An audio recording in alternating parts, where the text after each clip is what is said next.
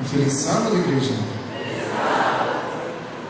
Prazer para mim estar com vocês mais uma vez. Eu não me recordo a última vez que estive com os irmãos aqui na Igreja Central. E sinto-me feliz de estar com vocês. Hoje é dia de sábado, estamos na presença de Deus e não haveria lugar melhor para estarmos, né? Senão em sua casa. Quero parabenizar a igreja, porque vocês têm feito da igreja algo muito bonito. Acho que quem está aqui na frente pode observar bem isso, né? Vocês estão fazendo uma congregação muito bonita. E eu percebi que o jovem da Igreja Central de Campina Grande está quebrando um paradigma. O jovem tem a fama de sempre estar no fundo da igreja, mas eu vejo muitos aqui na frente. Parabéns por isso. Que Deus seja louvado. Nós vamos refletir um pouco na palavra do nosso Deus. Mas antes gostaria de dizer, né, que estou aqui, vim hoje, acredito que pela primeira vez que eu venho pregar na Igreja Central, acompanhado por minha esposa. Ela deve estar morrendo de vergonha nessa hora, né? Ela sempre diz: quando você for pregar, não pede para ninguém olhar para mim. Então vamos combinar uma coisa: ela está sentada no último banco à minha esquerda, mas não olhe, por favor, não olhe. Mas eu tenho a alegria de estar acompanhada por minha esposa Kelly, ela está sentadinha lá atrás. E nós trouxemos também nosso garoto menor, né, o Adriano. O nosso garoto maior ficou na congregação, a qual fazemos parte. E viemos em 3 hoje. Também tivemos a alegria, né, de trazer e vir acompanhado da Lusitana e seu esposo Rinaldo, que estão sentados lá atrás. É motivo de alegria para nós estar aqui com todos vocês. E queira Deus nessa manhã falar poderosamente aos nossos corações. Eu percebo que a igreja está um pouco inquieta, né? Vamos louvar o nome do nosso Deus. Vamos cantar aquele corinho que todos conhecemos: Deus é tão bom. É possível? Vamos lá? Deus é tão bom. Mais forte. Deus é tão bom. Louvado seja Deus. Deus é tão bom. Deus é bom para mim. Deus é bom. Deus me quer bem. Vamos lá? Deus me quer bem. Deus me quer bem. Deus me quer bem. Deus é bom para mim. Vamos cantar: Ele voltará. Ele voltará.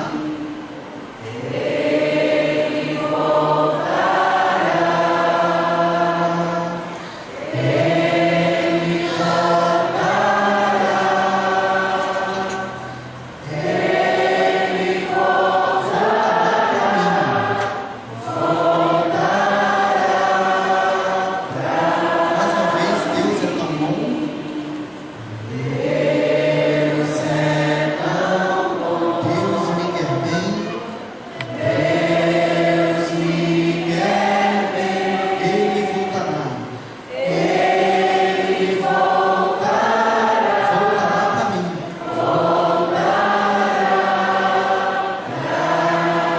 mim. Feche seus olhos. Curva seus olhos.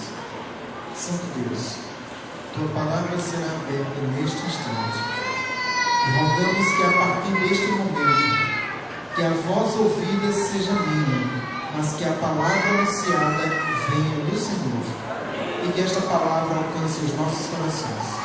Te oramos agradecidos por Jesus. Amém.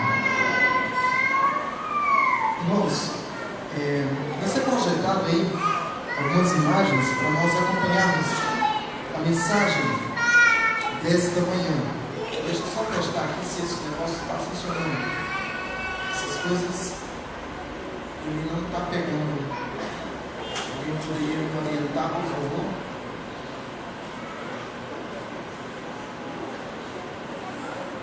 Está vindo alguém? Nós vamos dar início.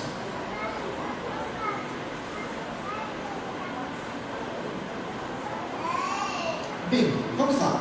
Até então, por favor, alguém do som puder me ajudando isso? Esta é a nossa mensagem para esta manhã. Consolo às lágrimas. Nós estamos no terceiro sábado do mês. Normalmente no terceiro sábado do mês falamos sobre o quê? Me parece que só poucos sabem. No terceiro sábado de cada mês nós falamos sobre... Acredito que ainda vai ficar um pouco melhor. A cada terceiro sábado de cada mês nós falamos sobre... Pois bem, mordomia cristã. Vai ser esse, o nosso tema desta manhã. E esse é o título da nossa mensagem: Consolo às lágrimas. Vejam só, nós vamos a princípio introduzir, por favor, dá mais um toque aí para mim na tela. Nós vamos introduzir nossa mensagem de hoje com 3 textos essenciais para nós assimilarmos e compreendermos a mensagem desta manhã. Eu preciso que você dê toda a atenção a estes textos, porque se você não procurar entender e perceber a mensagem destes textos e a associação que há entre eles, nós teremos dificuldades em entender a mensagem desta manhã. Então volte sua atenção para a mensagem desses 3 textos iniciais. O primeiro texto é o seguinte, por favor, mais um toque. Gênesis capítulo 1, tome aí sua Bíblia. Nós leremos deste capítulo 2 versos, o verso 27 e o verso 28. Gênesis capítulo 1, versos 27 e 28. Eu acredito que seja muito fácil de nós acharmos, As primeiras páginas aí da Bíblia nós vamos encontrar este texto.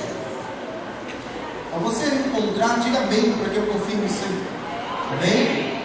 Certo, vamos ver o que está escrito. Diz assim: Criou Deus, pois, o homem à sua imagem. A imagem de Deus os criou. Homem e mulher os criou.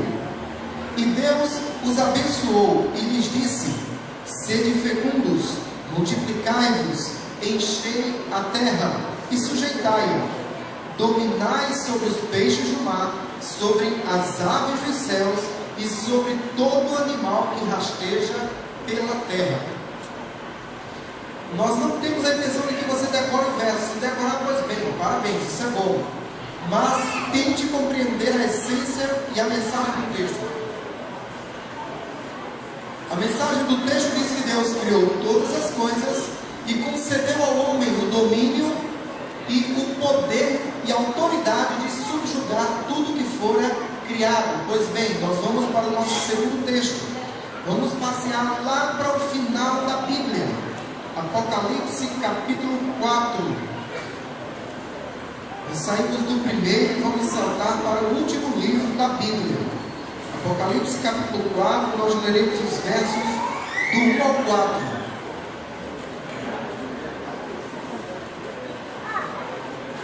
Apocalipse capítulo 4, versos do 1 ao 4.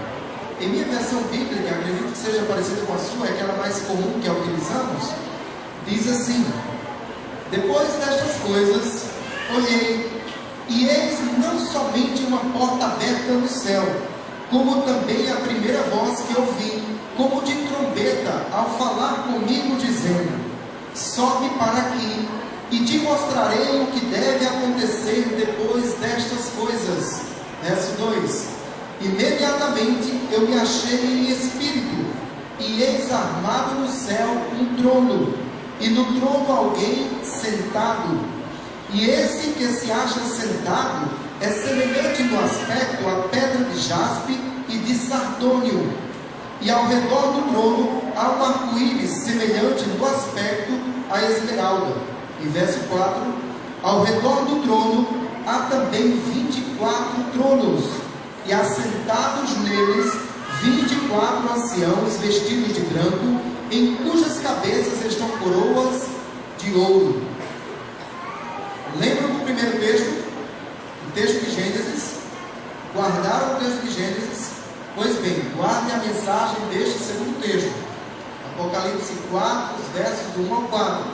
Conta da visão de João, que ele teve no trono de Deus, e algo semelhante a um julgamento que ocorria na ocasião.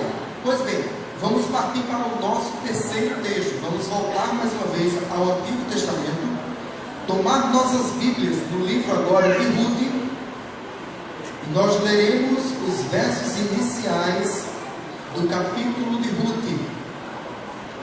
Se você tiver dificuldade de encontrar, logo após Deuteronômio você encontra Josué, Juízes e em sequência o livro de Ruth. No livro de Ruth nós leremos os 5 primeiros versos deste primeiro capítulo.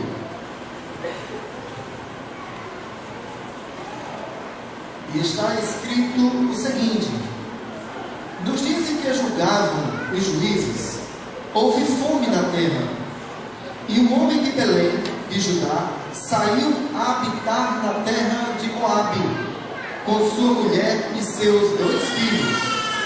Este homem se chamava Elimeleque, e sua mulher Noemi. Os filhos se chamavam Malom e Quilion, efrateus de Belém de Judá. Vieram à terra de Moabe e ficaram ali. Morreu Elimeleque, marido de Noemi, e ficou ela com seus 2 filhos, os quais casaram com mulheres moabitas. Era o nome de uma órfã e o nome de outra Ruth, e ficaram ali quase 10 anos. Morreram também ambos, Malom e Quilion, ficando assim a mulher desamparada de seus 2 filhos e de seu marido. Como eu disse, é muito importante que nós guardemos as mensagens desses 3 textos. Nós vamos tentar fazer uma ligação entre eles e compreender qual a mensagem que Deus quer para nós nesta manhã.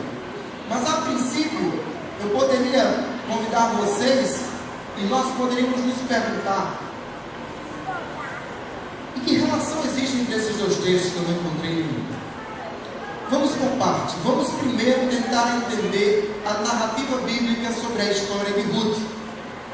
A Bíblia diz que o marido de Noemi, chamado Elimeleque, por uma razão cabível, ele tomou a decisão de abandonar as suas terras.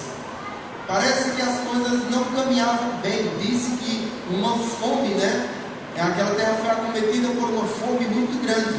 E Elimeleque, acredito eu, passando por uma situação financeira muito complicada, muito difícil, tentou, como costumamos dizer, tentou a sorte em outras terras. E eu imagino que Elimeleque, a princípio, como eles viviam da agricultura e também da criação de animais, ele deve ter percebido que em sua plantação ele não colhia mais o que colhia anteriormente. As coisas começaram a ficar mais difíceis e as suas rendas foram caindo cada vez mais. E a Bíblia descreve isto, mas o livro de Ruth é um livro que conta a história de pessoas tão boas, de pessoas que serviam e que seguiam a Deus. São raros os livros da Bíblia que falam de tanta gente boa como o livro de Ruth. E Elimeleque e sua família era uma família que fazia parte dessas pessoas. Mas parece que eles também sofriam. E daqui nós tiramos uma conclusão muito importante para nós. O sofrimento alcança a todos, independente de serem as pessoas boas ou más. Irmãos, não caiamos na ilusão de que, pelo fato de sermos cristãos adventistas do 7º dia, pelo fato de nos voltarmos a fazer a vontade de Deus, vamos estar isentos, livres das perturbações e das dificuldades da vida. Isso é ilusão. Uma das razões pelo qual esse livro foi escrito foi para nos revelar isso, e que as dificuldades também alcançam os filhos de Deus. E quando as dificuldades financeiras chegam no nosso lar, quais são as nossas atitudes? Normalmente nós fazemos assim: a gente vai ao supermercado no dia da feira e começa a cortar aquilo que a gente classifica como supérfluo, Mas às vezes as coisas ficam tão apertadas, e nós começamos a olhar para os nossos bens e a gente começa a se desfazer destes bens. Se a gente tem 2 casas, vende uma. Se a gente tem 2 carros, vende um. Eu imagino que Elimeleque chegou num ponto extremo. Eu acredito que ele quase não tinha mais animais e as suas terras eram quase todas propriedades de outras pessoas que haviam comprado dele. E ele disse: não dá mais para continuar assim aqui. Eu tenho que partir, vou procurar a sorte, vou tentar a sorte em outras terras. Eu, conjecturando dentro desse texto, imagino que talvez Elimeleque tenha feito um pacto com Deus. Não é assim que a gente faz? A gente sempre que tem uma decisão séria, importante para tomar na vida, nós fazemos pacto com Deus. Mas irmãos, você já percebeu que tipo de pacto nós costumamos fazer? É algo semelhante assim. Você está terminando a faculdade, você tem um bom emprego, você acabou de se casar. Concluindo o seu curso, você pensa: eu vou embora para os Estados Unidos, vou morar lá, procurar um trabalho, para ver se eu consigo uma vida financeira melhor para a minha família. Aí você diz: mas puxa, será que essa é a vontade de Deus? Aí a gente diz: eu vou pôr Deus à prova. Aí a nossa prova com Deus é assim: Senhor, eu estou orando ao Senhor, tenho uma decisão importante para fazer, eu quero ir para os Estados Unidos, quero conseguir um emprego, estabelecer minha família naquelas terras, e quero viver minha vida lá. Eu acredito que seja legal para mim, Senhor, e eu vou te pôr à prova, eu quero uma resposta tua, e eu vou dar entrada no meu passaporte, e se meu passaporte for aprovado, é o sinal de que eu tenho que ir para os Estados Unidos. Mas me diga uma coisa, isso é provar Deus? Afinal de contas, qualquer pessoa de bem pode dar entrada no passaporte e ganhar um visto. Você vai ter talvez no mínimo 50% de chances de ter seu passaporte aprovado. E será que isso corresponde à vontade de Deus? Irmãos, muitos de nós tomamos decisões associando a Deus decisões que pertencem somente a nós mesmos. Por que você não fez diferente e disse assim: Senhor, se o consulado americano bater na minha porta e me oferecer o passaporte, é o sinal que eu tenho que ir para os Estados Unidos? Isso seria algo espetacular e miraculoso, não seria? Isso com certeza seria uma prova de que Deus estaria agindo. Irmãos, tenham muito cuidado com as provas que você faz a Deus. Elimelec deve ter feito a sua prova a Deus, e a sua decisão partiu para a terra de Moabe, uma terra onde não se adorava a Deus, onde não conhecessem os seus princípios, os seus caminhos. E chegando lá, a Bíblia diz que Elimelec faleceu, e a sua esposa ficou com seus 2 filhos, que logo em seguida adquiriram um casamento com 2 moças moabitas, que embora moabitas e pagãs, dentro do contexto do enredo bíblico, pareciam ser 2 moças muito boas, que no desenrolar da história começaram a adquirir os hábitos dos judeus, no caso da família de Noemi, e passaram a adorar também a Deus, semelhante à família a qual elas passaram a fazer parte. Mas a Bíblia diz que as desgraças na vida e na família de Elimelec e de Noemi não pararam por aqui. A desgraça mais uma vez os alcançou, e a morte veio a seus 2 filhos, e a Bíblia agora declara que ela estava viúva. Se você perceber no contexto bíblico, elas só são tratadas como viúvas no momento em que seus 2 filhos morrem. Por quê? Culturalmente, eles defendiam a ideia de que enquanto a mulher que não podia sustentar o lar, por ser uma sociedade machista, para nós, naquela época não era, isso era comum, como as mulheres não poderiam sustentar o lar, sempre que ela tivesse no mínimo um homem em sua casa, ela não seria considerada viúva, porque o homem seria o responsável para manter o lar. Mas agora eles estavam destituídos deste privilégio, e a Bíblia as apresenta como viúva. E Noemi tomou uma outra decisão drástica. Chegou para suas 2 noras e disse: olha, a nossa convivência é muito boa, a nossa família é muito feliz, mas eu tenho que confessar a vocês, eu estou em terra pagã, esse povo não adora a Deus, e eu aqui estou desprovida de cuidados, e eu vou voltar para as minhas terras. E ela deve ter estendido os braços assim, e Orfa se aproximou, lhe deu um carinhoso abraço, chorou em seus ombros e se despediu. E Noemi voltou seus olhares para Ruth e disse: Ruth, minha filha, agora é a sua vez. E eu posso imaginar e conjecturar em minha mente que Ruth, olhando para Noemi, disse: você tem razão, agora é a minha vez de falar e de você ficar calada. Vamos parar com essa história de que você vai embora e que nós temos que voltar para a casa dos nossos pais, temos que continuar nossas vidas por aqui. Pare com essa conversa. Você precisa entender e saber que aonde você for, eu irei com você, e aonde você pousar, eu pousarei com você. O seu povo será o meu povo, e o seu Deus será o meu Deus. Nós poderíamos questionar qual daquelas duas moças era má. E claramente nós diríamos nenhuma delas. Mas havia uma diferença entre elas. Orfa estava acostumada com o normal, com o comum, com o óbvio. Ruth queria mais. Vamos dar uma pausa na história de Ruth.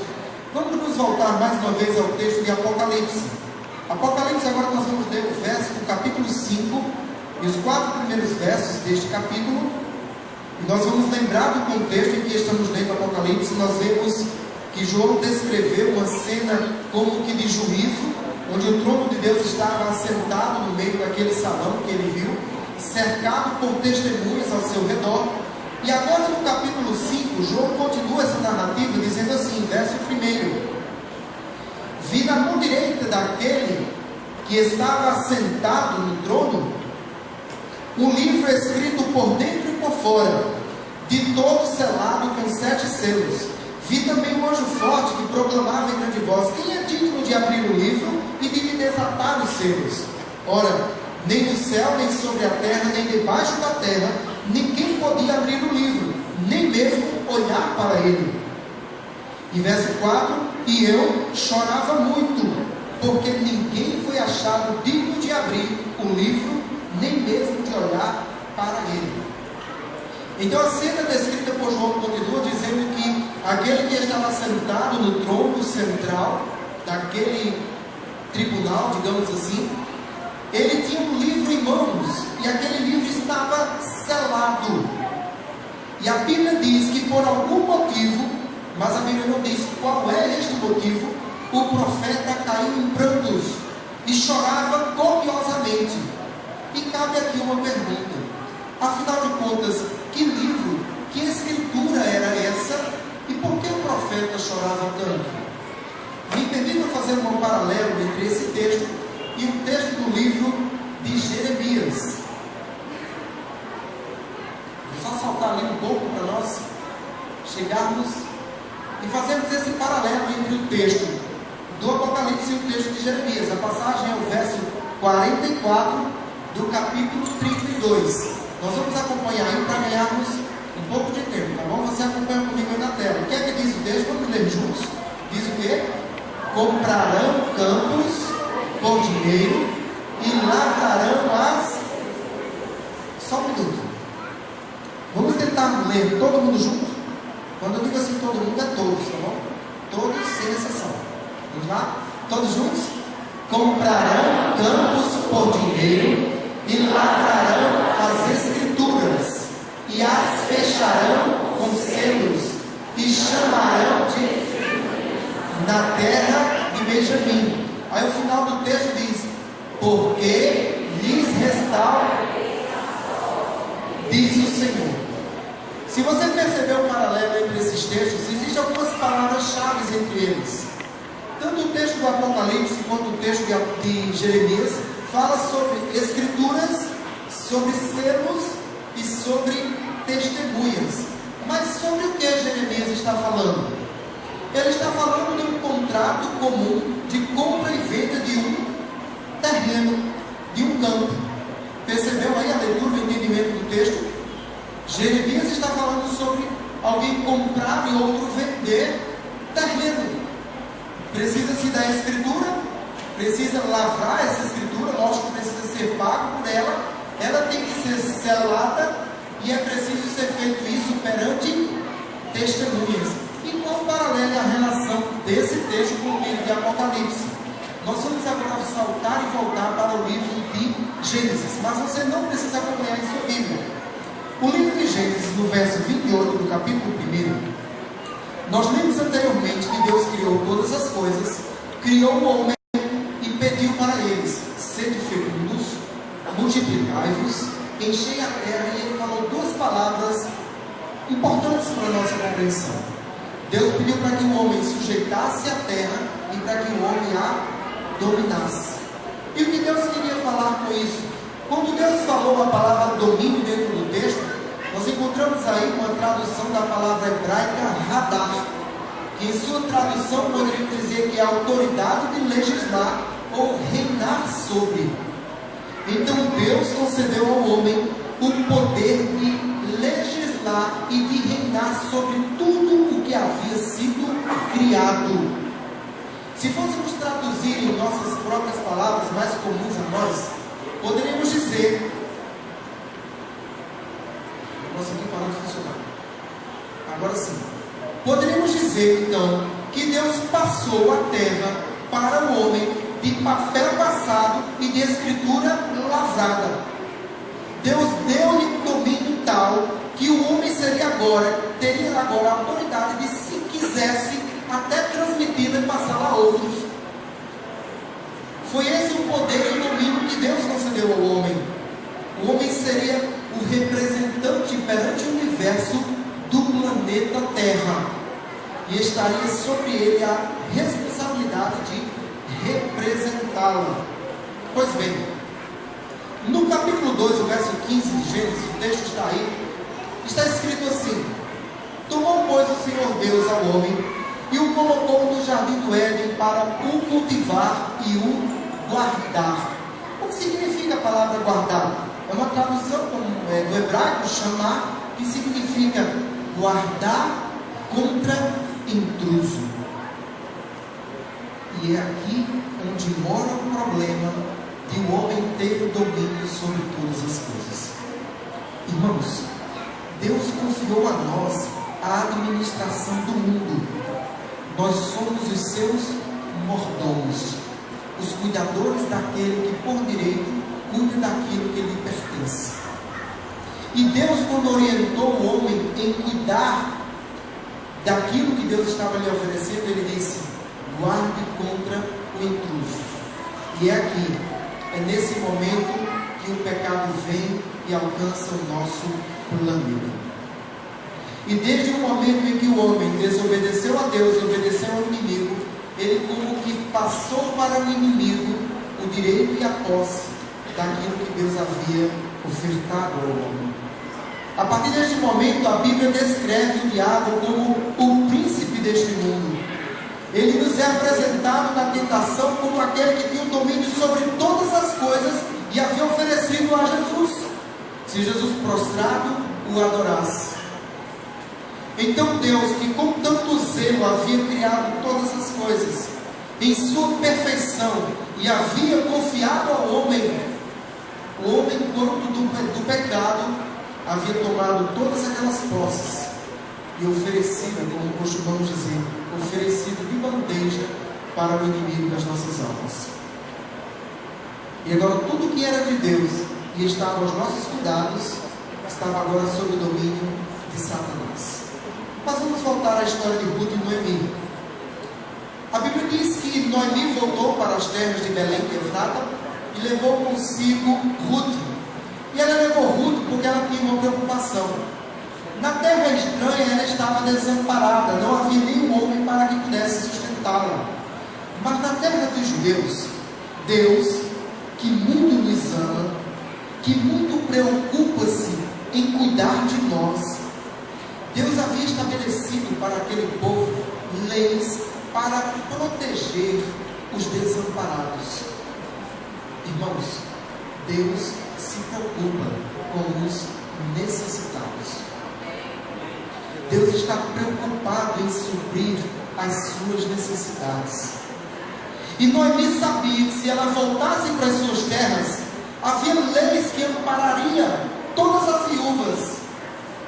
Havia uma delas, a lei do levirato, ou a lei do parente resgatador, que dizia que o homem mais próximo da viúva deveria contrair casamento com ela, e depois de um período de tempo, ele teria o poder de voltar às terras que pertenciam ao esposo falecido da viúva, e ele teria o direito de pagar e comprar aquelas terras novamente.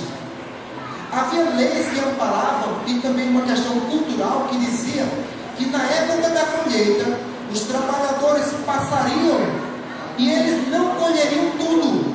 Eles deixariam alguns grãos no caminho para que as viúvas e os órfãos viessem recolhendo e assim tivessem as suas necessidades supridas. É incrível como Deus preocupa-se em cuidar de todos. Deus não volta os olhares apenas para os importantes, para os grandes e para os ricos. Deus tem os seus cuidados a todos nós. Baseado nisso, ela foi para lá. E chegando lá, ela pediu para que Ruth fosse ao campo de Boaz. E Boaz era um parente próximo de Noemi. E ela percebeu que Boaz estava como que se encantando por Ruth. E Noemi, muito inteligente, pediu para que Ruth se aproximasse dele, porque o encaixaria na lei do levirato, e ela teria a sua família restituída, e teria a sua família agora continuada com a história, porque Boaz contrairia casamento com Ruth, e eles dariam perpetuidade à família de Elimeleque. Mas havia um problema. Boaz não era o primeiro parente mais próximo, havia um outro. Aí foi neste momento que Boaz convocou esse outro parente próximo, e Boaz levou ele para um lugar muito peculiar da cidade. Os teólogos hoje se utilizam muito da arqueologia para fazer seus estudos bíblicos, e muitas são as cidades que estavam soterradas e que foram descobertas por estes arqueólogos, que apresentam uma característica comum. Normalmente nas cidades antigas, eles tinham ao pé do muro um local como que de reunião, onde encontrava-se um trono principal, e ao redor deste trono haviam outros tronos que o cercavam. E para que servia isso? Era como se fosse um tribunal da cidade. E quando alguém tinha algum impasse para resolver civilmente, ele convocava os anciãos, as pessoas mais experientes e mais conhecedoras da cidade, e todos compareceriam naquele lugar. E ali eles faziam as leis, ali eles tomavam as decisões em favor do bem comum. Então Boaz tomou aquele parente, tomou testemunhas e levou Noemi consigo. E chegando lá, olhando para aquele parente, olha, a lei do levirato diz que você pode voltar às terras do marido da viúva e comprar as terras deles. Aí o cara parecia ser muito egoísta e ambicioso, e ele ficou feliz da vida com aquilo. Ele disse: maravilha, eu quero, eu vou comprar essas terras. Mas Boaz disse: mas você vai ter que casar com Ruth, e você vai ter que levar a velhinha. Eu disse: espera aí, o negócio agora ficou complicado. Eu tenho que casar com a menina, mas eu tenho que levar a anciã. E tem essa ideia que velhinho dá muito trabalho, né? Eu nunca tive experiência de cuidar de velhinho. Mas dizem que é um pouco mais complicado, precisa se ter um pouco mais de atenção. Eles são tão importantes que toda a atenção da família tem que estar voltada para eles. Mas aquele homem pensou bem e disse: rapaz, pensando bem, esse negócio aí não dá para mim não. Aí Boaz olhou para os testemunhos e disse: então você confessa perante todos que você abre mão disso? Ele disse: pode ficar tranquilo, abro mão de tudo. Aí Boaz disse: então perante todas essas testemunhas, eu firmo o compromisso de casar com ela, de cuidar de Noemi, e eu irei adquirir a posse de todas aquelas terras. E o que isso nos ensina? Irmãos, o livro de Ruth, ele nada mais é que o livro da história do planeta Terra. Quando do início da criação, aliás, quando do início da história, Elimeleque possuía tudo, mas também perdeu tudo que possuía. E agora veio Boaz e resgatou tudo que havia sido perdido. E na história do planeta Terra, quando de sua criação e de sua perfeição, Adão havia extraviado tudo o que Deus havia lhe concedido. Mas louvado seja Deus, veio o segundo Adão em perfeição, a pessoa de Jesus Cristo, e com sua morte resgatou tudo o que o homem outrora havia perdido para a vida. Você percebe agora a ligação que existe entre esses textos?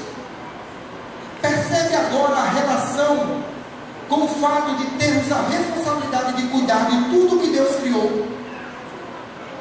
Você consegue entender quão importante é a doutrina da mordomia cristã? Eu quero concluir a mensagem de hoje voltando com vocês ao texto do Apocalipse. Nós vamos continuar na leitura agora a partir do versículo 5.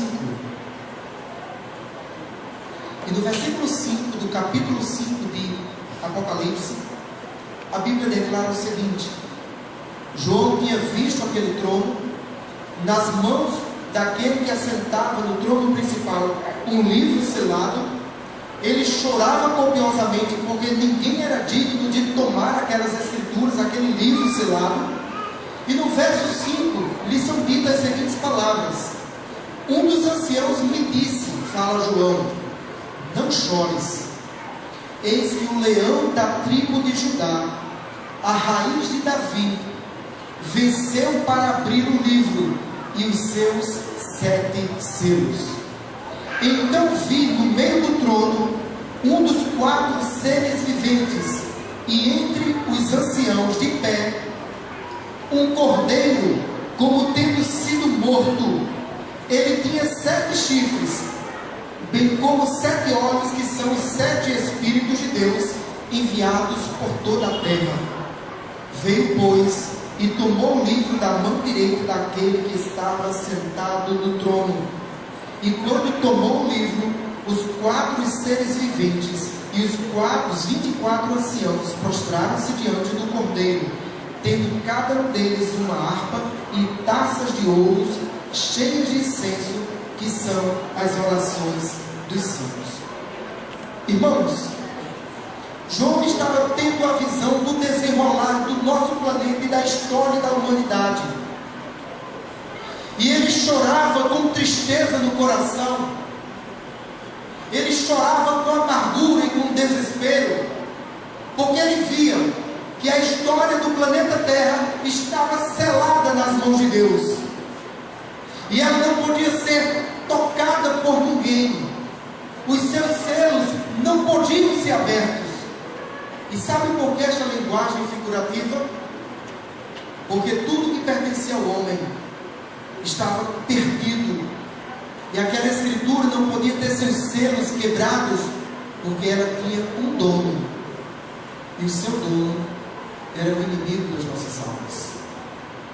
Por isso ninguém no universo tinha autoridade e a dignidade de tomar aquelas escrituras. Mas no meio do desespero de João, surgiu um raio de esperança. Foi ouvida a voz de uma daquelas testemunhas, e a voz dizia: não chores mais. Alguém se mostrou digno, aquele que foi morto. E João disse que viu como um cordeiro que havia sido morto. E ele dirigiu-se ao trono central. Ele tomou aquele livro nas mãos, e por causa da sua morte, ele foi capaz de tomar de volta aquilo que nos pertencia. A cena que se segue em seguida é de um grande louvor celestial, de uma grande adoração. Diz que todos os seres prostrados, contemplando aquela cena, lançaram-se aos pés do cordeiro, e todos entoavam um só louvor: digno é o cordeiro que foi morto.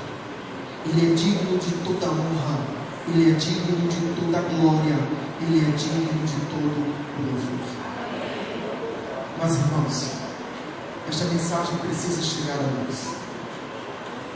E a pergunta importante e reflexiva para nós é a seguinte: o que você tem feito com aquilo que Deus tem posto em suas mãos? Você tem sido agradecido pelo privilégio, mas não tem se importado com a responsabilidade? O que você faz com os bens que Deus te dá? O que você faz com os seus recursos? E o que há de mais importante é se perguntar: o que você faz com a sua vida? Quais são as decisões que você toma para si? Quais são os caminhos que você tem dado?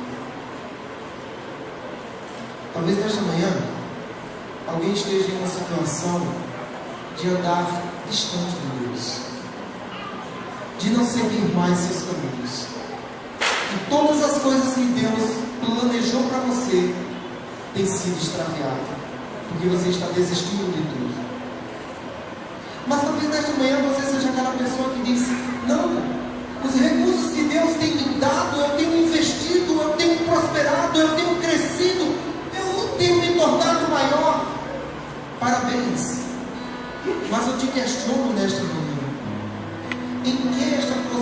prosperidade glorifica o nome de Deus? Em que essa prosperidade faz do seu cristianismo um cristianismo verdadeiro? Em que essa prosperidade faz de você uma pessoa melhor para a sociedade? Irmãos, hoje é o dia do resgate. Esta manhã é o dia da restituição. E Deus quer assumir esse compromisso com você. Ele quer restituir tudo que está perdido na tua vida. E tudo que você extraviou, Deus quer te dar uma nova chance. Ele quer que você assuma um novo compromisso. E sabe o que há de melhor nessa história? Muito em breve os céus serão rasgados e os nossos olhos contemplarão Jesus nas nuvens dos céus. E naquele dia Ele vai restituir de uma vez por todas, tudo o que o primeiro Adão perdeu. E Ele, como o segundo Adão, vai tomar tudo novamente. Vai restaurar toda a perfeição outrora perdida. E vai oferecer a todo aquele que hoje decide-se em assumir esse compromisso com Ele. Não quer você tomar essa decisão na sua vida? Não quer você dar as costas para as coisas deste mundo, para as suas opiniões, os seus desejos, os seus caminhos, e não quer você voltar-se para os caminhos de Deus?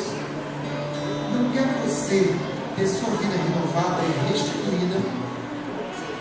Eu oro que nesta manhã o Espírito de Deus fale ao meu coração, fale ao seu coração, para que sejamos por eles resgatados e que muito em breve possamos